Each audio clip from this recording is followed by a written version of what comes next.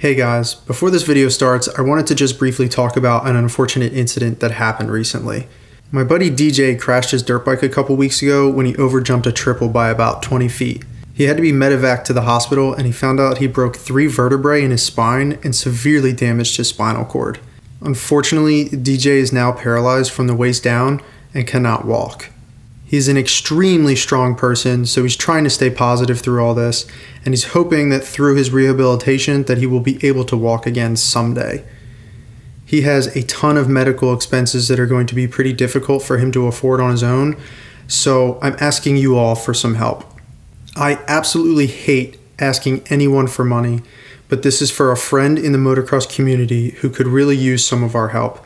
If you or anyone you know could spare even just a few dollars for the sake of helping DJ through this extremely unfortunate time in his life, both him and I would be eternally grateful. I'll leave the GoFundMe link to help DJ in the description and at the top of the comment section. Thanks so much, guys.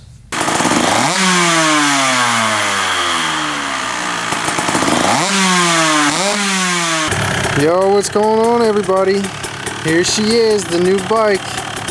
Sold my 2020 Kawasaki KX250F, and I went out and bought this 2019 KTM 2-stroke. It has the 150SX sticker and the 150SX motor, but technically on the title it's a KTM 125. And then at the dealership, the previous owner, the guy that I bought it from, had the 150 kit installed at the dealership, like before it was even written. So from brand new, they put the 150 kit on it. I don't know if KTMs come shipped as the 150 or they all are shipped as the 125, and then at the dealership they turn them to a 150. I have no idea. But technically, it says it's a 125 on the title, but it has a 150 sticker and the 150 motor. They're essentially the same bike. One is just, the 150 motor is just a little bit torquier, a little bit peppier, has a little bit more horsepower. So I'm going to title the videos KTM 125, and the reason I'm going to do that, I'll be honest with you, more people search for the KTM 125 than they search for the KTM 150. And like I said, it's essentially the same bike, so that's why you'll see the titles say KTM 125SX. She's about warmed up now, so I can give her a rev.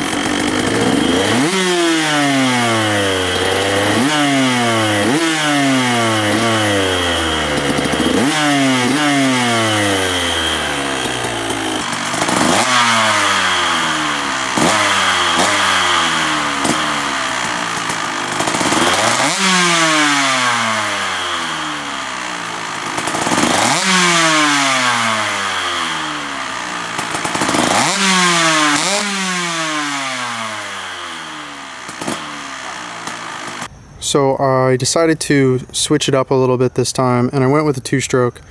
And there's a couple different reasons why I went with the 2-stroke. Number one is everyone always talks about just how fun the small bore 2-strokes are, these 125, 150s. So I wanted to just give it a try. I'm only out here every weekend riding for fun. I'm not here to win races or, be the fastest guy out there. I'm just out there trying to have fun. So this is apparently the most fun bike that you can buy. But other than that, I need to learn certain maintenance things. Like, I've never done a top end rebuild on any dirt bike ever by myself, and I didn't want to try and learn how to do that and tackle it with a 4-stroke. So I figured to learn that I should probably go ahead and buy a 2-stroke. It seems like it's a lot simpler, a lot easier, a lot cheaper. So this will be the first bike that, eventually when it comes time to do the top end, I will be learning how to do a top end on this bike. It's way lighter, obviously, way lighter. It rides a whole lot different. It's going to teach me that I have to shift a whole lot more. My shifts have to be more precise, like right at the perfect RPM. I have to use the brakes a whole lot more than the 4-stroke. I feel like on the 4-stroke I rely far too much on engine braking to slow me down coming into corners, instead of relying on the 4-stroke engine braking and just kind of like coasting into the corners. probably makes me go slower. With this, I'll be full on the throttle until I have to get on the brakes. And if I don't get on the brakes enough, you know, I'll carry more speed into the corner, which actually might make me ride this thing faster. As long as I learn how to ride this thing well in the perfect RPM range and shift a bunch, I think this is going to be an awesome bike, going to be a ton of fun. It might actually make me ride faster and better. So the 2019 KTM SXs typically come with the white side panels here and then the white rear fender here. I just switched this out to orange fender just because I would like to have a little bit more color. And this is typically like a triangular black pad. Again, I just switched it out to orange because I like my bikes to have more color on them. I don't mind having white side panels, but this is kind of annoying. I've only ridden this bike once, and I mean, the scuffs from just squeezing the bike are permanent on the white side panels. Like here, I'm not sure if you can tell if my brightness is low enough, but yeah, it's got like all the permanent scuff marks on that white already, just from one ride. I put like, I don't know, an hour and a half on it, 2 hours on it the day I rode it, and it's all that white is tainted and dirty already. So I am the second owner of this bike. First guy that bought it brand new, I told you, as a KTM 125 SX, but at the dealership they put the 150 kit on it, and I guess they put the 150 stickers on it. I told you why it's titled the way it is.